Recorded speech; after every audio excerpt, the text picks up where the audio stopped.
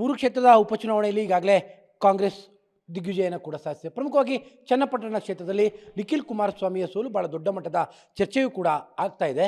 ಈಗ ಇದ್ರ ಬಗ್ಗೆ ಮಾತನಾಡೋದಕ್ಕೆ ಮೈಸೂರಿನ ಚಾಮುಂಡೇಶ್ವರಿ ಕ್ಷೇತ್ರದ ಅಧ್ಯಕ್ಷರು ಜೊತೆಗೆ JDSನ ಕೋರ್ ಕಮಿಟಿ ಅಧ್ಯಕ್ಷರು ಆಗಿರುವಂತಹ GD ದೇವೇಗೌಡರಿಗೆ ನಮ್ಮ ಜೊತೆಲಿದ್ದಾರೆ. ಸರ್, ಪ್ರಮುಖವಾಗಿ ಮೂರು ಕ್ಷೇತ್ರಗಳಲ್ಲಿ ಕಾಂಗ್ರೆಸ್ ಗೆದ್ದಿರುವಂಥದ್ದು, ಅದರಲ್ಲೂ ಚರ್ಚೆ ಆಗ್ತಾ ಇರುವಂಥದ್ದು ಚನ್ನಪಟ್ಟಣದ ಸೋಲಿಗೆ ಕಾರಣ ಏನಿರ್ಬೋದು? ನೋಡಪ್ಪ, ನಾನು HD ಕುಮಾರಸ್ವಾಮಿಯವ್ರಿಗೆ ಪ್ರತ್ಯೇಕವಾಗಿ ಹೇಳಿದೆ, ನೀವು ನಿಖಿಲ್ ಗಾರು ಕೊಡಿ, ಯೋಗೇಶ್ ಗಾರು ಕೊಡಿ. ಯೋಗೇಶ್ ಅವರು, ನಾನೇ ಮಾತಾಡ್ಸಿದ್ದು ಯೋಗೇಶ್ ಅವ್ರನ್ನ ಕುಮಾರಸ್ವಾಮಿ ಅವ್ರ ಜೊತೆ ಫಸ್ಟ್ ಮಾತಾಡ್ಸಿದ್ದೆ ನಾನು, ದೂರವಾಣಿ ಮೂಲಕ ಮಾತಾಡಿಸಿ ಆಮೇಲೆ ಇವರು ಹೋಗಿ ಭೇಟಿ ಮಾಡಿ ಇಬ್ಬರು ಒಟ್ಟಾಗಿ ಒಂದಾಗಿ ಲೋಕಸಭೆನೆಲ್ಲ ಚೆನ್ನಾಗಿ ಒಟ್ಟಾಗಿ ಮಾಡ್ಕೊಂಡು ಎಲ್ಲ ಚೆನ್ನಾಗಿ ಆಗಿದ್ರು. ಈ ಪದ ನಾನು ಅವ್ರಿಗೆ ಹೇಳಿದ್ದೆ, ನೀವು ನಿಖಿಲ್ಗಾದರೂ ಕೊಡಿ, ಯೋಗೇಶ್ಗಾದರೂ ಕೊಡಿ, ಯೋಗೇಶ್ ನಿಮ್ಮ ಜೊತೆ ಇಟ್ಕೊಳ್ಳಿ ಅಂತ. ಚೆನ್ನಾಗೇ ಇದ್ದರು. ಒಂದೇ ನನಗೆ ಅವರು BJP ಬಿಟ್ಟು ಹೋಗ್ತಾರೆ ಅಂತಕ್ಕಂಥ ನಂಬಿಕೆ ನಮಗಂತೂ ಇರಲಿಲ್ಲ. BJPನಲ್ಲಿ ಅಷ್ಟು ವರ್ಷ ಮಂತ್ರಿಯಾಗಿದ್ದರು, ಸೀನಿಯರ್ ಆಗಿದ್ದರು, ಬಿಟ್ಟು ಹೋಗ್ತಾರೆ ಅನ್ನೋ ನಂಬಿಕೆ ಇರಲಿಲ್ಲ. ಇವರು, ಅವ್ರಿಗೆ ಪ್ರೆಸ್ಟೀಜ್ ಆಯಿತು, ನಾನು ಸೋತಿದ್ದೀನಿ 2 ಸಾರಿ ಚನ್ನಪಟ್ಟಣದಲ್ಲಿ, ಅಷ್ಟು ವರ್ಷದಿಂದ ನಾನು ಇದ್ದೀನಿ, ಮಂತ್ರಿ ಆಗಿದ್ದೀನಿ, ಇದೇ ಕ್ಷೇತ್ರದಲ್ಲಿ ಶಾಸಕ ಆಗಿದ್ದೀನಿ, ಸೋತಿದ್ದೀನಿ. ನನಗೆ ಡಾಕ್ಟರ್ ಮಂಜುನಾಥ್ ಅವರು ಲೋಕಸಭಾ ಸದಸ್ಯರಾದರೆ ನನಗೆ MLA ಬಿಟ್ಕೊಡ್ತಾರೆ ಅಂತಕ್ಕಂಥ ನಂಬಿಕೆ ಅವ್ರು ಇಟ್ಕೊಂಡಿದ್ರು. ಯಾರು? ಯೋಗೇಶ್ ಅವರು. ಕೊನೆಗಾಲದಲ್ಲಿ ಇದು ಯಾವುದಕ್ಕೂ ನಾನು ಸೇರಿಲ್ಲ. ಏನು ಮಾತುಕತೆ ನಡೀತು, ಏನಾಯಿತು ಅನ್ನೋ ವಿಚಾರನೇ ನನಗೆ ಗೊತ್ತಿಲ್ಲ. ನಾನು ಲೀಡ್ರ್ ಮಾಡಲಿಲ್ಲ ನನಗೆ ಅಂತಕ್ಕಂಥ ಸ್ವಲ್ಪ ಮಾಡಲಿವಲ್ಲ ಅಂಥೇಳಿ ಸ್ವಲ್ಪ ಮನಸ್ಸಲ್ಲಿ ಬೇಜಾರಿತ್ತು. ಆದರೂ ಕೂಡ ನಿಖಿಲ್ ಕುಮಾರಸ್ವಾಮಿ ಫೋನ್ ಮಾಡಿ ದೂರವಾಣಿ ಮೂಲಕ, ಹಣ ಬರ್ತಾಯಿದ್ದೀನಿ, ಮೈಸೂರು ಮೆಂಬರ್ಶಿಪ್ಪು ಸದಸ್ಯದ್ದು ನೋಂದಾಯಿಸಲಿಕ್ಕೆ ಸದಸ್ಯತ್ವ ನೋಂದಣಿ ಬರ್ತಾಯಿದ್ದೀನಿ, ನೀವು ಬರಬೇಕು ಅಂತ ಫೋನ್ ಮಾಡಿದರು. ಆವಾಗ ಇದೇ ನಮ್ಮ ಲೀಡರು ಯಾರು, ಸುರೇಶ್ ಬಾಬು, ನಿಖಿಲ್ ಅವರು ಎಲ್ಲರೂ ಜೊತೆಲೇ ಬಂದರು. ಅವರೆಲ್ಲರೂ ಜೊತೆಲಿ ಬಂದಾಗ ನಾನು ಪಾರ್ಟಿಸಿಪೇಟ್ ಮಾಡಿದೆ. ಅವ್ರ ಮೀಟಿಂಗು ಮಾಡಿದೆ, ಚೆನ್ನಾಗಿ ಮೀಟಿಂಗು ಆಯಿತು. ಮೀಟಿಂಗಲ್ಲಿ ಒಂದು ಸಬ್ಜೆಕ್ಟು ಬಂತು, ಸಾರಾ ಮಹೇಶ್ ಎದ್ದು ನಿಂತ್ಕೊಂಡು ದೇವೇಗೌಡರು ಕುಮಾರಸ್ವಾಮಿ ಎಲ್ಲ ಇನ್ನು ಮುಂದೆ B ಫಾರಮ್ ಕೊಡೋದು ನಾನೇ, ಅದರಿಂದ ನೀವೆಲ್ಲರೂ ಕೂಡ ಮೆಂಬರ್ಶಿಪ್ಪನ್ನು ಮಾಡಿಸ್ತೇ ಹೋದರೆ ನಿಮಗೆ B ಫಾರಮ್ ಕೊಡಲ್ಲ ಅಂತಲೇ ನೇರವಾಗಿ ಸಾರಾ ಮಹೇಶ್ ಅವರು ಗಟ್ಟಿಯಾಗಿ ಹೇಳಿದ್ರು. ಆವಾಗ ಇದೇ ನಿಖಿಲ್ ಅವ್ರು ಬಂದು, ಇಲ್ಲ ಕ್ಷಮೆ ಇರಲಿ, ಸಾರಾ ಮಹೇಶನ್ ದುಡುಕು ಮಾತಾಡಿದ್ದಾರೆ ಅಂತಲೂ ಕೂಡ ಮಾತಾಡಿ ನನ್ನ ಜೊತೆಲಿ ಬಂದು ಪರ್ಸ್ನಲಾಗಿ ಮಾತಾಡಿ ಚೆನ್ನಾಗಿ ಹೋದರು. ಅದಾದಮೇಲೆ ಏನು ನಮಗೂ ಅವ್ರಿಗೂ ಯಾವುದೇ ವಿಧವಾದಂಥ ಮಾತುಕತೆ, ಭಿನ್ನಾಭಿಪ್ರಾಯ ಏನೂ ಇಲ್ಲ. ಇವರು ಒಬ್ಬರಾದರೂ ಕೂಡ HD ಕುಮಾರಸ್ವಾಮಿಯವರಾಗಲಿ, ಅನಿತಾ ಕುಮಾರಸ್ವಾಮಿಯವರಾಗಲಿ, ಅಭ್ಯರ್ಥಿ ಚೆನ್ನಾಗೇ ನನಗೆ ಸಭೆ ಕರೆದು ನನ್ನ ಜೊತೆ ಸಭೆಯೆಲ್ಲ ಮಾಡಿದ್ದಂಥ ಅಭ್ಯರ್ಥಿ ನಿಖಿಲ್ ಕುಮಾರಸ್ವಾಮಿನೂ ಕೂಡ ನನಗೆ ಬನ್ನಿ ಅಂತ ಒಂದು ದೂರವಾಣಿ ಮೂಲಕ, ನಮ್ಮ ರಾಷ್ಟ್ರೀಯ ಅಧ್ಯಕ್ಷ ದೇವೇಗೌಡರಾಗಲಿ ಅಥವಾ ಡಾಕ್ಟರ್ ಮಂಜುನಾಥ್ ಅವ್ರ ಕುಟುಂಬದವ್ರು ಯಾರಾದರೂ ಒಬ್ಬರಾದರೂ ಕೂಡ, ಪಕ್ಷದವರಾದರೂ ಸರಿ, ಕುಟುಂಬದವರಾದರೂ ಸರಿ, ನಮ್ಮ JDS ಪಕ್ಷದಲ್ಲಿ ನಾನು ಕೋರ್ ಕಮಿಟಿ ಅಧ್ಯಕ್ಷ ಇದ್ದು ನನ್ನ ಜೊತೆ ರಾಜ್ಯ ಮಟ್ಟದ ಎಲ್ಲ ನಾಯಕರುಗಳು ಕೂಡ ಇದ್ದರು. ಯಾರೊಬ್ಬರೂ ನನಗೆ ನೀವು ಯಾಕೆ ಬಂದಿಲ್ಲ, ಬರಬೇಕು ಬನ್ನಿ ಅಂತಲಾರು ಕರೀಲಿಲ್ಲ, ಪಕ್ಷದಿಂದಲೂ ಕೂಡ ಕರೀಲಿಲ್ಲ. ಆದ್ದರಿಂದ ನಾನು ಅಲ್ಲಿಗೆ ಹೋಗಿಲ್ಲ. ಅಲ್ಲಿ ಹೆಂಗಿತ್ತು ಏನು ಅಂತ ಗೊತ್ತಿಲ್ಲ. ಅಲ್ಲಿ ಹೋಗಿದ್ದಂಥವರು ಇವರೇ ಹೋಗಿದ್ದವರು, ಯಾರ್ಯಾರು ನಮ್ಮ ಜಿಲ್ಲೆಯಿಂದ ನೇತೃತ್ವ ವಹಿಸಿದಂಥ ನನ್ನ ಮಗ ಹರೀಶ್ ಗೌಡ, ನಮ್ಮ MLC ವಿವೇಕಾನಂದ, ಸಾರಾ ಮಹೇಶ್ ಅವರು, ಮಂಜೇಗೌಡರು ಎಲ್ಲರೂ ಹೋಗಿದ್ದರು. ಬಟ್ ಅವ್ರು ಯಾರು ನನ್ನ ಜೊತೆ ಮಾತಾಡಿಲ್ಲ. ನನ್ನ ಜೊತೆ ವಿವೇಕಾನಂದ ಬಂದು 15,000ದಲ್ಲಿ ಗೆಲ್ತೀವಣ್ಣ, ಹಿಂಗಿದೆ, ಎಲ್ಲೆಲ್ಲಿ ಹೆಂಗಾಗಿದೆ ಅಂತಕ್ಕಂಥ ವಿಚಾರನೂ ಕೂಡ ಅವರು ನನ್ನ ಜೊತೆ ಮಾತಾಡಿದರು. ನಾವು ಗೆದ್ದೇ ಗೆಲ್ತೀವಿ ಅಂತೇಳಿ. ನಮಗೂ ಏನು ಗ್ಯಾರಂಟಿ, ಚನ್ನಪಟ್ಟಣ ಕ್ಷೇತ್ರದ ಮೇಲೆ ಕುಮಾರಸ್ವಾಮಿ ಅವರಿಗೆ ಅಪಾರವಾದಂಥ ನಂಬಿಕೆ ಇತ್ತು. ಆ ಕ್ಷೇತ್ರ ನನ್ನ ಕೈ ಬಿಡಲ್ಲ, ನಾನು ಖಂಡಿತ ಗೆಲ್ತೀನಿ ಅಂತಕ್ಕಂಥ ನಂಬಿಕೆ ಅವ್ರಿಗಿತ್ತು. ನಮಗೂ ಕೂಡ ಒಂದು ದಿವಸ ಬರ್ತಿರ್ಬೇಕಾದ್ರೆ ಚಾಮುಂಡೇಶ್ವರಿ ಕ್ಷೇತ್ರ ನಿಮಗೆ ಭಾರಿ ಗಟ್ಟಿ ಇದೆ, ಚನ್ನಪಟ್ಟಣ ಅದೇ ರೀತಿ ನನಗೂ ಚನ್ನಪಟ್ಟಣ ಕ್ಷೇತ್ರ ಇದೆ ಅಂತಕ್ಕಂಥ ವಿಚಾರವನ್ನು ನನ್ನ ಜೊತೆನೇ ಲೋಕಾಭಿರಾಮ ಮಾತಾಡೋರು ಕೂಡ ಮಾತಾಡಿದರು. ಆದರೆ ಯಾಕೆ ಹಿಂಗಾಯಿತು ಚುನಾವಣೆ, ಏನಾಯಿತು ಅಂತಕ್ಕಂಥ ವಿಚಾರ ಮಾತ್ರ ನನಗೆ ಗೊತ್ತಿಲ್ಲ. ಅಲ್ಲಿಗೆ ತಾವು ಬೇಡ ಆಗ್ಬಿಟ್ರ ಆಲ್ರೆಡಿ ಜೆ ಡಿ ಎಸ್ಗೆ? ಯಾಕಂದ್ರೆ ನಿಮ್ಮನ್ನು ಪ್ರಚಾರಕ್ಕೂ ಕರೀಲಿಲ್ಲ ಅನ್ನೋದ್ರೆ ತಾವು ಬೇಡ ಆಗ್ಬಿಟ್ರ ಅಂತ? ನೀವು ಬೇಡ ಅಂತ ಅದನ್ನು ನಾನು ಅರ್ಥ ಮಾಡ್ಕೊಳ್ಳೋಕ್ಕೆ ಆಗ್ತಿಲ್ಲ. ನಿಖಿಲ್ ಕುಮಾರಸ್ವಾಮಿ ಮೈಸೂರು ಸದಸ್ಯತ್ವ ನೋಂದಾಣಿಕೆ ಮಾಡೋಕ್ಕೆ ಬಂದಾಗ ಇದೇ ಸುರೇಶ್ ಬಾಬು ನಾಯಕರಾಗಿ ಅವ್ರು ಬಂದಾಗ ಅವ್ರ ಜೊತೆ ಭಾಗವಹಿಸಿದ್ದೀನಿ, ಪಾರ್ಟಿಸಿಪೇಟ್ ಮಾಡಿ ಪಾರ್ಟಿ ಮೀಟಿಂಗ್ಗೆ, ಪಕ್ಷದ ಸದಸ್ಯತ್ವ ನೋಂದಣಿಗೆ ನಾನು ಭಾಷಣ ಮಾಡಿದ್ದೀನಿ, ಎಲ್ಲ ಮಾಡ್ರಪ್ಪ ಅಂತೇಳಿ. ಆಮೇಲೆ ಏನಾಯಿತು ಅಂತ ಗೊತ್ತಿಲ್ಲ ನನಗೆ. ನಾನು ಚಾಮುಂಡಿ ಬೆಟ್ಟದ ಮಾತಾಡೋದನ್ನು ಭಾಳ ಜನ ಕುಮಾರಸ್ವಾಮಿಯವ್ರನ್ನೂ ರಾಜೀನಾಮೆ ಕೊಡಿ ಅಂತ ಕೇಳಿದ್ರು ಅಂತ ಹೇಳಿದ್ರು. ನಾನು ಕುಮಾರಸ್ವಾಮಿಯವ್ರು ರಾಜೀನಾಮೆ ಕೊಡಿ ಅಂತ ಹೇಳಲೇ ಇಲ್ಲ. ನಾನು ಹೇಳಿದ್ದೇನು ಹೇಳಿದೆ, ಸಿದ್ದರಾಮಯ್ಯನವ್ರನ್ನ ರಾಜೀನಾಮೆ ಕೊಡಿ ಅಂತೇಳಿ BJP JDS ಅವ್ರು ನೀವು ಹೇಳ್ತಾ ಇದ್ದೀರಿ. ಕುಮಾರಸ್ವಾಮಿಯವ್ರನ್ನ ನಿಮ್ಮ ಮೇಲೆ FIR ಆಗಿದೆ, ನೀವು ರಾಜೀನಾಮೆ ಕೊಡಿ ಅಂತೇಳಿ ಕಾಂಗ್ರೆಸ್ ಮಂತ್ರಿಗಳು ದಿನ ಕುಮಾರಸ್ವಾಮಿ ರಾಜೀನಾಮೆ ಕೊಡಿ ಅಂತ ಕೇಳ್ತಿದ್ದಾರೆ.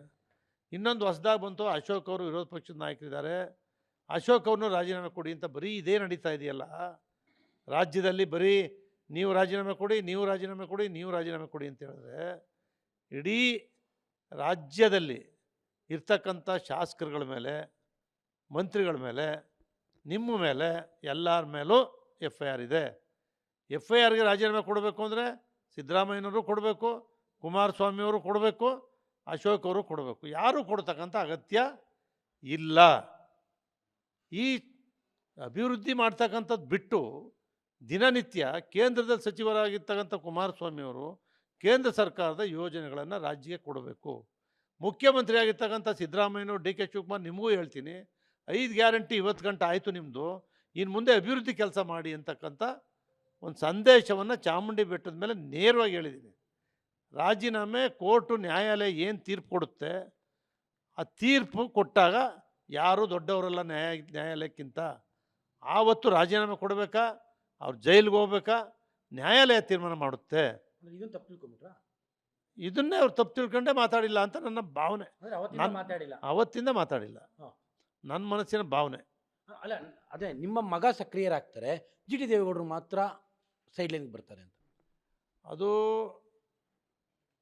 ನನ್ನ ಮಗ ಚುನಾವಣೆ ಜವಾಬ್ದಾರಿ ಕೊಟ್ಟು ಕರ್ಕೊಂಡೋಗಿದ್ದಾರೆ.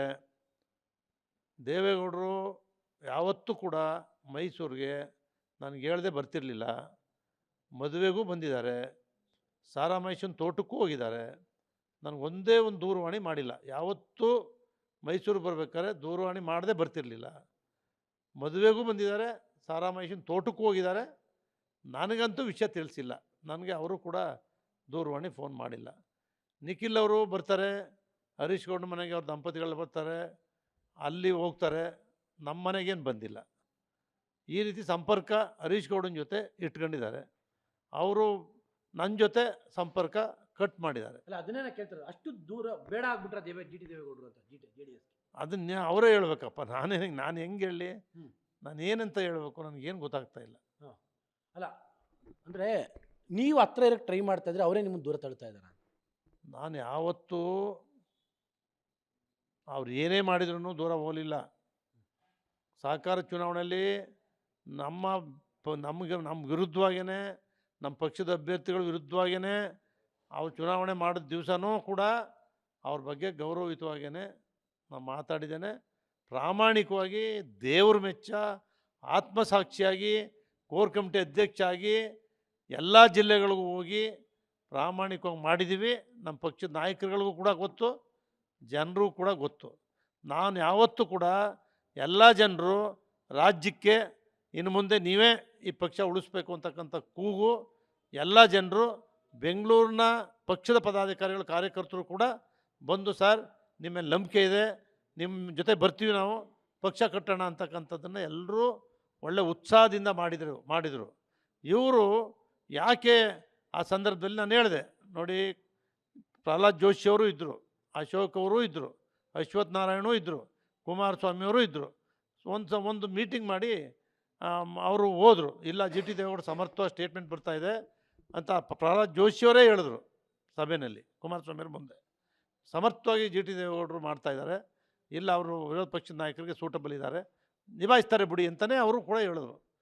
ಅಲ್ಲೇ ಎಚ್ ಡಿ ಕುಮಾರಸ್ವಾಮಿ ನಾನು ಹೇಳ್ದೆ, ಅಣ್ಣ ನೀವು ಕೋರ್ ಕಮಿಟಿನ ನೀವು ಸುರೇಶ್ ಬಾಬುಗಾರು ಕೊಡಿ, ಬಂಡಪ್ಪಂಗಾರು ಕೊಡಿ, ನೀವು ಯಾರಿಗಾರು ಕೊಡಿ, ನನ್ನ ಲೀಡ್ರಾಗಿ ಮಾಡಲಿಕ್ಕೆ ನಾನು ಕೂಡ ಎಲ್ ಎಚ್ ಅಲ್ಲಿ ಕಂಪ್ಯೂಟ್ರು ಆನ್ಲೈನು ಏನು ಮಾತಾಡಬೇಕು ಅಸೆಂಬ್ಲಿಲಿ ಅಂತಕ್ಕಂಥ ಡಾಕ್ಯುಮೆಂಟ್ಸನ್ನು ರೆಡಿ ಮಾಡ್ಕೊಂಡಿದ್ದೆ ನಾನು. ಇವರು ಪಾಂಡುಪುರದ ಒಂದು ಕಾರ್ಯಕ್ರಮ ಇತ್ತು, ಕುಮಾರಸ್ವಾಮಿಯವರು ನಿಖಿಲ್ ಅವರು ಎಲ್ಲರೂ ಕೂಡ ಬಂದಿದ್ದರು, ಮುಖಂಡರು ಇದ್ದರು. ಅಲ್ಲಿ ನಿಖಿಲ್ ಅವ್ರು ಹೇಳಿದ್ರು, ಕಂಗ್ರ್ಯಾಚುಲೇಷನ್ ಅಣ್ಣ, ಒಳ್ಳೇದಾಗಲಣ್ಣ ಅಂತ ಅಂದರು. ಇವನು ರಘು ಅವರ ಪಿ ಎ ಕುಮಾರಸ್ವಾಮಿ ನಮ್ಮ ಪಿ ಎಗೆ ಅಲ್ಲಿ 2 ಪಿ ಎಗಳಿದ್ದಾರಪ್ಪ, ಅವ್ರನ್ನ ಮುಂದುವರಿಸಿ ಇವತ್ತು ನಿಮ್ಮ ಆರ್ಡರ್ ಇಶ್ಯೂ ಆಯ್ತದೆ ಅಂತ ಅವರು ಹೇಳಿದರು. ಕಾವೇರಿ ಮೀಟಿಂಗ್ ಕರೆದಿದ್ರು, ಅಲ್ಲಿ ಬಂದಿದ್ದೆ. ಬೆಳಗ್ಗೆ ಹೊತ್ತಿಗೆ ಇವರು ಚೇಂಜ್ ಮಾಡಿ ನನ್ನ ಹೆಸರನ್ನ ಸುರೇಶ್ ಬಾಬು ಹೆಸರನ್ನ ಕಳಿಸಿದರು. ಅದಾದಮೇಲೂ ಕೂಡ ಸುರೇಶ್ ಬಾಬು ನಿಖಿಲ್ ಕುಮಾರಸ್ವಾಮಿ ಅವ್ರ ಜೊತೆ ಪಕ್ಷದ ಸಭೆಯಲ್ಲಿ ಭಾಗವಹಿಸಿದ್ದೀನಿ ಅಂದರೆ ನಾನೆಲ್ಲಿ ಬಿಟ್ಟಿದ್ದೀನಿ? ಅವರೇ ಬಿಟ್ಟಿದ್ದಾರೆ ನಿಮ್ಮನೀಗ ಅಂತ. ಬಿಟ್ಟಿದ್ದಾರೆ. ಅದೇನು ಸುಳ್ಳ? ನಾನು ಹೇಳ್ತಿರೋದು ಯಾವುದು ಸುಳ್ಳಿಲ್ಲ, ಅದು ನೀವು ಸುಳ್ಳು ಹೇಳೋದು ಇಲ್ಲ. ನೀವು ಕಾಂಗ್ರೆಸ್ ಹತ್ರ ಆಗ್ತಾ ಇದ್ದೀರಿ. ಹಾಗೆ ಇಲ್ವಲ್ಲ ಹತ್ರ, ಇವತ್ತಿಗೂ ಹತ್ರ ಇಲ್ಲ. ಇವತ್ತಿಗೂ ಒಂದು ದಿವಸ ನಾವು ಸಿದ್ದರಾಮಯ್ಯನವರು ಮನೆಗೆ ಹೋಗಿಲ್ಲ, ಅವ್ರ ಕಚೇರಿಗೆ ಹೋಗಿಲ್ಲ, ಡಿ ಕೆ ಶಿವಕುಮಾರ್ ಮನೆಗೆ ಹೋಗಿಲ್ಲ, ಅವ್ರ ಕಚೇರಿಗೆ ಹೋಗಿಲ್ಲ. ಚಾಮುಂಡಿ ಬೆಟ್ಟದ ಮೇಲೆ ಮಾತಾಡಿದ್ರು, ರಾಜ್ಯದ ಜನಕ್ಕೆ ರೋಸೋಗಿತ್ತು. ದಿನ ಬರೀ ಇದನ್ನೇ ಮಾತಾಡ್ತಿದ್ರು. ಅಭಿವೃದ್ಧಿ ಬಗ್ಗೆ ಯಾರೂ ಮಾತಾಡ್ತಾ ಇಲ್ಲ, ಬಡವ್ರ ಕಷ್ಟದ ಬಗ್ಗೆ ಯಾರೂ ಮಾತಾಡ್ತಾ ಇಲ್ಲ, ನೀರಾವರಿ ಬಗ್ಗೆನೂ ಇಲ್ಲ, ಜನರ ರಸ್ತೆಗಳ ಬಗ್ಗೆನೂ ಇಲ್ಲ, ಯಾವ ಬಗ್ಗೆ ಅಭಿವೃದ್ಧಿ ಬಗ್ಗೆ ಇಲ್ಲ. ಇವ್ರು ಮಾತಾಡ್ತಿದ್ದು ಬರೀ ನೀನು ನೀನು ರಾಜೀನಾಮೆ ಕೊಡು, ನೀನು ಅದು ಮಾಡ್ಬಿಟ್ಟಿದೀಯಾ, ಇದು ಮಾಡ್ಬಿಟ್ಟಿದೀಯಾ, ಕೋರ್ಟಲ್ಲಿದ್ದಾವೆ, ನಡೀತಾ ಇದ್ದಾವೆ, ತೀರ್ಪು ಅದು ಪಡೆದು ಬರ್ತದೆ. ಕಾಂಗ್ರೆಸ್ ಸೇರ್ಸಕ್ಕೆ ಅವ್ರು ಯಾರು? ಕಾಂಗ್ರೆಸ್ನವ್ರು ಸೇರ್ಸ್ಕೋಬೇಕು. ಕಾಂಗ್ರೆಸ್ನವ್ರು ರೆಡಿ ಆಗಿದ್ರು. ಯಾಕಂದ್ರೆ ತಾವೇನು ಬಿಟ್ಟೋಗೋ ಮನಸ್ಥಿತಿಲಿಲ್ಲ, ಆದ್ರೂ ಬಿಟ್ಟೋಗ್ತಾರೆ, ಜಿ ಟಿ ಅವ್ರು ಬಿಟ್ಟೋಗ್ತಾರೆ ಅನ್ನೋ ರೀತಿಲಿ. ಅಲ್ಲಪ್ಪ, ಅವರು ಬಿಟ್ಟೋಗ್ತಾರೆ ಅಂತಕ್ಕಂಥ ವಿಚಾರ ಕಾಂಗ್ರೆಸ್ಗೆ ಹೋಗೇ ಆಗಿತ್ತು. ನಾನು ಕಾಂಗ್ರೆಸ್ಸಿಗೆ ಮನಪೂರ್ವಕವಾಗಿ ಸಿದ್ದರಾಮಯ್ಯನವರು, ಡಿ ಕೆ ಶಿವಕುಮಾರ್ ಅವರು, ಸುರ್ಜಿವಾಲಾ ಅವರು, ವೇಣುಗೋಪಾಲ್ ಅವರು, ರಾಹುಲ್ ಗಾಂಧಿ PS ಅವರು, ಸುನಿಲ್ ಅವರು ಜೋಡೋ ಯಾತ್ರೆ ಬಂದಾಗ ಮನೆಗೆ ಬರ್ತೀವಿ ಅಂತೇಳಿ, ರಾಹುಲ್ ಗಾಂಧಿಯವರೇ ಬರ್ತೀವಿ ಅಂತೇಳಿ ಒಪ್ಪೆ ಆಗಿತ್ತು. ಆದರೆ ನಾವು ದೊಡ್ಡವರು ದೇವೇಗೌಡರು ಮನೆಗೆ ಬಂದ ಕೂಡಲೇ ನಮಗೆ ಕಣ್ಣೀರು ಬಂದಿದೆ. ನಮ್ಮ ದುಃಖಗಳು ಕಣ್ಣೀರು ಬಂದು ತಡ್ಕೊಂಡು ನಾವು ದೇವೇಗೌಡರ ಮಾತಿಗೆ ಮನ್ನಣೆ ಕೊಟ್ಟು ಹೋಗಿ ಕಾಂಗ್ರೆಸ್ಸಿನ ಬಿರುಗಾಳಿಯಲ್ಲಿ ಹುಣಸೂರು ಹರೀಶ್ ಗೌಡ, ಚಾಮುಂಡೇಶ್ವರಿ ಜಿ ಟಿ ದೇವೇಗೌಡ ಗೆಲ್ಲಬೇಕಾದ್ರೆ ಆ ಕಷ್ಟ ಎಷ್ಟು ಕಣ್ಣೀರಿನ ಕಷ್ಟ ನನ್ನ ಹೆಂಡ್ತಿಗೆ, ನನಗೆ, ನನ್ನ ಮಗನಿಗೆ, ನಮ್ಮ ಕಾರ್ಯಕರ್ತರಿಗೆ ಗೊತ್ತು. ಈ ಕಾಂಗ್ರೆಸ್ಸಿನ ಗಾಳಿ ವಿರುದ್ಧವಾಗಿ 2 ತಂದೆ ಮಗ ಇಬ್ಬರು ಗೆದ್ದಿದ್ದೀವಲ್ಲ ಕಾಂಗ್ರೆಸ್ ಕ್ಷೇತ್ರಗಳಲ್ಲಿ. 2 ಕಾಂಗ್ರೆಸ್ ಕ್ಷೇತ್ರ, JDS ಕ್ಷೇತ್ರ ಅಲ್ಲ ಇವು. ಯಾವತ್ತು ಗೆಲ್ತೀವೋ ಚಾಮುಂಡೇಶ್ವರಿ? ಸಿದ್ದರಾಮಯ್ಯವರು ನಾವು ಜೊತೆ ಆದಮೇಲೆ ಇಲ್ಲಿ ಜನತಾ ಪಕ್ಷ ಕಟ್ಕೊಂಡು ಬಂದು ಚಾಮುಂಡೇಶ್ವರಿ ಜನತಾ ಪಕ್ಷ ಹುಣಸೂರ್ಲೆಲ್ಲಿತ್ತು? ಹುಣಸೂರು ತಿಮ್ಮೇಗೌಡರು ಒಂದು ಸಾರಿ ಗೆದ್ದಿದ್ಬಿಟ್ರೆ ಆಮೇಲೆ ಎಲ್ಲಿ ಗೆದ್ದಿದ್ರು? ಜಿ ಟಿ ದೇವೇಗೌಡ ಹೋದ್ಮೇಲೆ ಅಲ್ಲೂ JDS ಪಕ್ಷ ಕಟ್ಟಿದ್ದು ಹುಣಸೂರಲ್ಲಿ. ಆದರೆ ಹುಣಸೂರು ಕಾಂಗ್ರೆಸ್ಸಿನ ಹುತ್ತ. ಅದರೊಳಗಡೆ ಹರೀಶ್ ಚುನಾವಣೆಯಲ್ಲಿ ಗೆಲ್ಲಬೇಕು ಅಂದರೆ, ಚಾಮುಂಡೇಶ್ವರಿ ಜಿ ಟಿ ದೇವೇಗೌಡ ಗೆಲ್ಲಬೇಕು ಅಂದರೆ ನಾವು ಎಷ್ಟು ಸಾಲ ಮಾಡಿದ್ದೀವಿ, ಹೆಂಗೆ ಬದುಕ್ತಾ ಇದ್ದೀವಿ, ನಿದ್ದೆ ಮಾಡದೆ ಬದುಕ್ತಾ ಇದ್ದೀವಿ, ಇವ್ರಿಗೆ ತ್ಯಾಗ ಮಾಡಿದ್ದೀವಿ, ಇವ್ರ ನಾಯಕತ್ವ, ಇವ್ರು ಮತ್ತೆ ಮುಖ್ಯಮಂತ್ರಿ ಆಗಬೇಕು, ಇವ್ರು ಉಳಿಬೇಕು ಅಂತಕ್ಕಂಥದ್ದನ್ನೇ ಚಾಮುಂಡೇಶ್ವರಿ ನೋಡಲಿ. ನನಗೆ ಯಾಕೆ ಹಿಂಗೆ ಮಾಡ್ತಿದ್ದಾರೆ ಇವರು ಅನ್ನೋದನ್ನು ನಾನೊಬ್ಬ ಹಿರಿ ಮನುಷ್ಯನಾಗಿ, ಇವರು ಯಾವುದೋ ಒಂದು ಸಾರಾ ಮಹೇಶನ ಬಿಟ್ಬಿಟ್ಟು ನಾನು ಇಲ್ಲಿ ಮೈಸೂರಿನಲ್ಲಿ ಒಂದು ಬಿ ಫಾರಮ್ಮು ಕಾರ್ಪೊರೇಷನ್ನು ಯಾರು ಬಂದವರು, ರೇವಣ್ಣ, ಇದೇ ವಿಶ್ವನಾಥ್ ಅಧ್ಯಕ್ಷರು, ವಿಶ್ವನಾಥ್ ಕೇಳಿ ನೋಡಿ ಅಧ್ಯಕ್ಷರು ಹೇಳಿ ಪ್ರಾಮಾಣಿಕವಾಗಿ, ಅವರೇ ಕೂತ್ಕೊಂಡು ರಂಗಪ್ಪನವರು ಅವ್ರ ಕ್ಷೇತ್ರದ್ದು, ಅಲ್ಲಿ ಅಬ್ದುಲ್ಲಾ ಅವನ ಕ್ಷೇತ್ರದ್ದು, ಈ ಚಾಮರಾಜ ಕ್ಷೇತ್ರದ್ದು ಇವನಿದ್ದ ಚಾಮರಾಜ ಕ್ಷೇತ್ರದ್ದು ರಂಗಪ್ಪನವರು, ಚಾಮರಾಜ ಕ್ಷೇತ್ರ ರಂಗಪ್ಪ, ಅಲ್ಲಿ KR ಅಲ್ಲಿ ಕಾಂಗ್ರೆಸ್ಗೆ ಹೋದ್ನಲ್ಲಿ ನಮ್ಮ ಮಲ್ಲೇಶು, ಇಲ್ಲಿ ಅಬ್ದುಲ್ಲಾ, ಎಲ್ಲರೂ ಕೂತ್ಕೊಂಡು ನಾವು ಫೋನ್ ಮಾಡಿದೆ ಸಾರಾ ಮಹೇಶನ್ಗೆ, ಏನಪ್ಪ ವಿಶ್ವನಾಥ್ ಅವರು ದೇವೇಗೌಡರು ಹೇಳ್ತವ್ರೆ ಹಂಚಿ ಅಂತೇಳಿ, ಇಲ್ಲಿ ಚಂದ್ರವನದಲ್ಲಿ ಯಾರು ಬರಲ್ಲ ಅಂತ ಅಲ್ಲಿ ಕೂತ್ಕೊಂಡ್ರೆ ರೇವಣ್ಣ ಅಲ್ಲಿ ಬಂದರು. ನಾನು ಕೇಳಿದ್ರು, ನಾನಿಲ್ಲಪ್ಪ, ಏನಿದ್ರು ಅವ್ರ ಕ್ಷೇತ್ರ ಅವ್ರ ಜವಾಬ್ದಾರಿ, ನಾನು ಕೊಡಲ್ಲ ಅಂತ ಹೇಳಿದೆ. ನಾವು ಕೊಟ್ಟು ಬಿ ಫಾರಮನ್ನು ಅವ್ರು ತಗೊಂಡೋಗಿ ಅವರೆಲ್ಲರೂ ಕೂಡ ತಗೊಂಡು ಹೋದ್ಮೇಲೆ ರೇವಣ್ಣ ಹರೀಶ ಇರಲಿ ಅಂತ ಹೇಳ್ಬಿಟ್ಟು ಅವ್ನಿಗೊಂದಿಷ್ಟು ಸಂದೇಶ ತಮ್ಮ ಸ್ವಾಮಿನೂ ಒಟ್ಟಾಗಿ ಸೇರ್ಕೊಂಡು ಮಾಡೋಣ ಅಂತೇಳಿ ಕೊಟ್ಬಿಟ್ರು. ಇವ್ರು ಬಂದು ಹೇಳ್ಬೇಕಾರೆ ನನಗೆ ಏಕವಚನದಲ್ಲಿ ಹೆಂಗೆ ಬೈದಿದ್ದಾರೆ ಅಂದರೆ ಜೀವನದಲ್ಲಿ ಯಾರೂ ಮರೆಯೋಕ್ಕಾಗಲ್ಲ. ನಾನು ಹೇಳಿದೆ, ನಾನು ಹಿರಿಯ ಮನುಷ್ಯ ಇದ್ದೀನಿ, ನೀನು ಹಿಂಗೆಲ್ಲ ಮಾತಾಡಬೇಡ ಅಂತ ಹೇಳಿದೆ ಕುಮಾರಸ್ವಾಮಿ ಅವ್ರಿಗೆ. ಅಂಥ ಸಂದರ್ಭ ಅಷ್ಟೆಲ್ಲ ನಡೆದಿದ್ರೂ ಕೂಡ ಘಟನಾವಳಿಗಳು, ನಾನು ಅವ್ರ ಜೊತೆ ಇದ್ದೀನಿ, ಆ ಪಕ್ಷದಲ್ಲಿ ಇದ್ದೀನಿ, ಆ ಪಕ್ಷದಲ್ಲಿ ನೋವನ್ನು ನುಣ್ಕೊಂಡಿದ್ರು ಇದ್ದೀನಿ. ಈ ಪಕ್ಷ ಕಟ್ಟಬೇಕು, ಜನತಾಳ ಪಕ್ಷ, ಇದು ರೈತರ ಪಕ್ಷ, ಬಡವ್ರ ಪಕ್ಷ, ದೇವೇಗೌಡರು ಕಟ್ಟಿದ್ದಾರೆ, ದೇವೇಗೌಡರ ನಾಯಕತ್ವದಲ್ಲಿ ಈ ಪಕ್ಷ ಉಳಿಸ್ಬೇಕು ಅಂತೇಳಿ ದೇವೇಗೌಡರು ಗೊತ್ತು. ಜನತಾ ದರ್ಶನ ಮಾಡಿ ಕರ್ಕೊಂಬಂದು ಯಾವ ರೀತಿ ಮಾಡಿದ್ದೆ, ಅದಕ್ಕೆ ನಾವು ಅವರು MP ಟಿಕೆಟ್ ಕೊಟ್ಟು ನನಗೆ ನೀನೇ MP ಆಗಬೇಕು ಅಂತ ಎಲ್ಲರೂ ಕೂಡ ಮಾಡಿದ್ರು ಅವರು. ಮುಂದೆ ಇರ್ತೀರಾ? ಯಾರು? ಮುಂದೆ ಇರ್ತೀರಾ? ಇರ್ತೀನಿ. ಇನ್ನೂ ನೋವು ಉಂಡ್ಕೊಂಡು? ಯಾರು? ಇನ್ನೂ ನೋವು ಉಂಡ್ಕೊಂಡಿರ್ತೀರಾ ಅಂತ? ಅಲ್ಲ, ಏನಾಗುತ್ತೆ ನೋಡೋಣ ಪರಿಣಾಮ. ನೋವು ಉಣ್ತೀರಾ ಅಂತ ಹೇಳಿದ್ರೆ ನಾನು ಈ ಪಕ್ಷದಲ್ಲಿ ಇದ್ದೀನಿ, ನಮ್ಮ ಪಕ್ಷದ ಜನ ಇದ್ದಾರೆ, ನಮ್ಮ ಕಾರ್ಯಕರ್ತರು ಇವತ್ತು ಗಟ್ಟಿಯಾಗಿದ್ದಾರೆ, ಅವ್ರೇನು ಹೇಳ್ತಾರೆ ನೋಡೋಣ. ನನ್ನ ನೋವು ಇದೇ ರೀತಿ ನೀವು ಅನುಭವಿಸ್ಕೊಂಡಿರ್ಬೇಕು ಅಂತಾರ, ಇಲ್ಲ ಬೇಡ ಅಂತಾರ, ನಮ್ಮ ಜನ ತೀರ್ಮಾನ ಮಾಡ್ತಾರೆ. ಯಾಕಂದ್ರೆ ನೀವೇ ಬೇಡ ಆಗ್ಬಿಟ್ಟಿದ್ದೀರಾ ಆಲ್ರೆಡಿ ಅಂತ. ನನ್ನನ್ನು ಅವರು ಭಾಳ ಸಾರಿ ಬಿಡೋಕ್ಕೆ ಪ್ರಯತ್ನ ಮಾಡಿದ್ದಾರೆ ಕುಮಾರಸ್ವಾಮಿಯವರು. ದೇವೇಗೌಡರು ಬಿಟ್ಟಿಲ್ಲ. ಕುಮಾರಸ್ವಾಮಿಯವರು GT ದೇವೇಗೌಡ ಬೇಡ ಅನ್ನೋ ತೀರ್ಮಾನ. ಅವ್ರನ್ನ 2 ತಿಂಗಳು 2 ವರ್ಷ MLA ಆಗಿದ್ರು. ಸಿದ್ದರಾಮಯ್ಯನ ಜೊತೆ ಯಾವ ಸಾರಾಮಹೇಶ್ ಇದ್ದಾಗ, ಸಿದ್ದರಾಮಯ್ಯ ಹೋದಾಗ ಮಾದೇವನ ಹೋಲಿಲ್ವ KR ನಗರ? BJPಲಿದ್ದ ಸಾರಾಮಹೇಶ, ಇವರೆಲ್ಲ ಮುಖ್ಯಮಂತ್ರಿ ಆದಮೇಲೆ ಬಂದವರು ಇವರೆಲ್ಲರೂ. ಇವನಿಗೆ ಅಶ್ವಿನ್ಗೆ ನೀವು ವಿರೋಧ ಮಾಡಲಿಲ್ಲ ಜಿಲ್ಲಾ ಪಂಚಾಯತ್ ಟಿಕೆಟ್ ಕೊಡೋಕ್ಕೆ? ನಾನಲ್ವ ಟಿಕೆಟ್ ಕೊಟ್ಟೋದು ಅವನಿಗೆ? ಮಾದೇವನಿಗೆ ಟಿಕೆಟ್ ಕೊಡೋಕ್ಕೆ ಇಷ್ಟ ಆಯ್ತಾ ನಿಮಗೆ? ಕೊಟ್ಟವ್ರು ಯಾರು? ಇವರೆಲ್ಲ ಕರ್ಕೊಂಬಂದವ್ರು ಯಾರು? ಜಯಕುಮಾರ್ ಹೋದ, ಮಾದೇವಪ್ಪ ಹೋದರು, ವೆಂಕಟೇಶ್ ಹೋದರು, KR ನಗರ ಮಾದೇವ್ ಹೋದ, ಎಲ್ಲ ಹೊಟ್ಟೋದ್ರಲ್ಲ. ಇಲ್ಲಿ ಯಾರಿದ್ರು? GT ದೇವೇಗೌಡ ಒಬ್ಬನೇ ಇದ್ದದ್ದು. ನಿಮ್ಮನ್ನ CM ಥರ ಮೆರವಣಿಗೆ ಕರ್ಕೊಂಬಂದು ಮುಖ್ಯಮಂತ್ರಿ ಆಗಲಿ ಅಂತಲೇ ಕಲಾಮಂದಲ್ಲಿ ಘೋಷಣೆ ಮಾಡಿದ್ದು. ಅವ್ರು ಅವಾಗಲೂ ಮಾಡಿದ್ದು. 2ನೇ ಸತಿ ಕುಮಾರ ಪರ್ವ ಮಾಡಿದ್ದು. ನಾನು ಏನು ಮಾಡೇ ಇಲ್ಲ, ನಾನೇ ಅಂತಾರೆ ಅವರು. ಅವ್ರು ಇನ್ನೊಬ್ಬರು ಮಾಡೋರು ಅಂತ ಯಾವತ್ತೂ ಹೇಳಲ್ಲ. ನಾನೇ, ನನ್ನಿಂದಲೇ ಇವ್ರ ಹೆಸರನ್ನ ಹಚ್ಚುದಿದ್ದೀವಿ ನಾವು. ಬಂದು ಕರ್ಕೊಂಬಂದು ಜನಕ್ಕೆ ತಾಲೂಕು ಕರ್ಕೋಗಿ ಸಭೆ ಮಾಡಿದ್ದೀನಿ. ಸಿದ್ದರಾಮಯ್ಯ ಹೋದ್ಮೇಲೆ ಇವ್ರ ಹೆಸರು ಹಚ್ಚುದಿದ್ದೀವಿ. ಕುಮಾರಣ್ಣ, ರಾಜ್ಕುಮಾರ್ ಬಿಟ್ರೆ ಕುಮಾರಣ್ಣ, ರಾಜ್ಕುಮಾರ್ ಬಿಟ್ರೆ ಕುಮಾರಣ್ಣ ಅಂತ ಹಚ್ಚುದಿದ್ದೀನಿ. ಪ್ರಾಮಾಣಿಕವಾಗಿ ಹಚ್ಚುದಿದ್ದೀನಿ ನಾನು. ನಾನೇನು ಸಂಪಾದನೆ ಮಾಡಿದ್ರೆ ಹೇಳಿ, ಇಲ್ಲ ಇವ್ರು ಯಾವ್ದಾದ್ರು ಬರ್ಕೊಟ್ಟಿದ್ರೆ ಹೇಳಿ, ಒಂದು ಆಸ್ತಿ ಮಾಡಿಕೊಟ್ಟಿದ್ರೆ ಹೇಳಿ, ಒಂದು ವೈಯಕ್ತಿಕವಾಗಿ ಏನಾದ್ರು ಇಂಥದ್ದು ಮಾಡಿಕೊಟ್ಟಿದ್ದೀನಿ ಅಂತ ಹೇಳಿ. ಹೌಸಿಂಗ್ ಬೋರ್ಡ್ ಕೇಸ್ ಬಂತು, ಇವ್ರ ಕೆಲವೊಂದು ಫೋನ್ ಮಾಡಿಸಿದ್ರೆ ಹೇಳಿ. ನಾನು ACBಗಾಗಲಿ ಲೋಕಾಯುಕ್ತಕ್ಕಾಗಲಿ ಇವ್ರು CM, ನನ್ನ ಮಂತ್ರಿ, ಒಂದು ದಿನ ನಾನು ಮಾಡಲಿಲ್ಲ, ನೀವು ಮಾಡಿ ಅಂತ ಕೇಳ್ಕೊಂಡಿಲ್ಲ. ಒಂದು ಪೊಲೀಸ್ ಮಾಡೋದು ನಾನು ತಪ್ಪಾಗಿದೆ ಅಂತೇಳಿ 50 ವರ್ಷದ ರಾಜಕಾರಣದಲ್ಲಿ ನಾನು ಇವ್ರ ಕೈಲಿ ಒಂದೇ ಒಂದು ದಿನ ಇವ್ರ ಕೈಲಿ ಫೋನ್ ಮಾಡಿಸಿದ್ರೆ ಹೇಳಿ, ಇಂಥದ್ದು ಕಾಪಾಡಿದ್ದೀನಿ, ಇಂಥದ್ದು ರಕ್ಷಣೆ ಮಾಡಿದ್ದೀನಿ, ಇವ್ರ ಮೇಲೆ ಇಂಥ ಕೇಸ್ ಇತ್ತು ಹೇಳಿ. ಕುಮಾರಸ್ವಾಮಿ ವೈಯಕ್ತಿಕವಾಗಿ ನೋಡೋಣ. ಕೊನೆಯದಾಗಿ ಕೊಡ್ರೆ, ನಿಮ್ಮನ್ನು ಪ್ರಚಾರಕ್ಕೆ ಕರೆದೇ ಇರುವಂಥದ್ದು ಈ ನಡವಳಿಕೆ ತಮಗೆ ಬೇಸರ ತಂದಿದೆ? ನೋವು ತಂದಿದೆ ಯಾರಿಗೆ? ನಮ್ಮ ಜನಕ್ಕೆ, ನನಗಿಂತ ಜಾಸ್ತಿ ನಮ್ಮ ಕ್ಷೇತ್ರದ ಜನಕ್ಕೆ GT ದೇವೇಗೌಡರನ್ನ ಕರೀದೆ, ಮತ್ತು ಒಂದು ನಾಯಕನೂ ಕೊಡದೆ, 4 ಬಾರಿಯಿಂದಲೂ ಧರ್ಮಸಿಂಗ್ ಜೊತೆ ಮಂತ್ರಿ ಮಾಡ್ತೀವಿ ಅಂತ ಹೇಳಿ ಮಾಡಲಿಲ್ಲ. ಬಂದ್ಬಿಡಿ ತಗೊಂಡೋಗಿ ಯಡಿಯೂರಪ್ಪನ ಜೊತೆ ಅಂತೇಳಿ ಮಾಡಲಿಲ್ಲ. ಮುಖ್ಯಮಂತ್ರಿ ಇವ್ರು ಕೇಳೋದು ಮುಖ್ಯಮಂತ್ರಿ ಸರಿಸಮಾನ ಹುದ್ದೆ ಕೊಡ್ತೀವಿ ಅಂತ ಹೇಳಿದವರು 1 ತಿಂಗಳು ಖಾತೆನೇ ಕೊಡಲಿಲ್ಲ, ಬೇಡ ಅಂತ ಹೇಳಿದ್ರು. ಆಮೇಲೆ ನೀವು ಏನು ಹೇಳ್ತಾರೆ ಅವರು? ಕುಮಾರಸ್ವಾಮಿ ಅವರು ಒಬ್ಬ ಮುಖ್ಯಮಂತ್ರಿಯಾಗಿ ಏನು ಹೇಳಬೇಕು? ಎಲ್ರಿಗೂ ಇರೋದು ಯಾತಕ್ಕೆ? ಆಫೀಸ್ ಇರೋದು ಯಾಕೆ? ವಿಧಾನಸೌಧ ಮಂತ್ರಿ ಆಗಾದ್ರೆ ಕೊಡೋಕ್ಕೆ. ಇವ್ರಿಗೆ B ಫಾರಮ್ ಕೊಡಬೇಕು. ನಾನು ಮನೆ ಕೇಳಿದಾಗ ನನಗೆ ಹೇಳಿದ್ದು ನೇರವಾಗಿ, ಇವ್ರಿಗೆ B ಫಾರಮ್ ಕೊಡಬೇಕು, ಇವ್ರಿಗೆ ಮಂತ್ರಿ ಮಾಡಬೇಕು, 3ನೇ ಮಾಡಿಲ್ಲೇ ಆಫೀಸ್ ಕೊಡಬೇಕು, ವಾಸ ಮಾಡೋಕ್ಕೆ ಮನೆ ಕೊಡಬೇಕು ಅಂತ ಈ ಮಾತು ಹೇಳ್ತಿರಲ್ಲ ನೀವು ಮುಖ್ಯಮಂತ್ರಿಯಾಗಿ.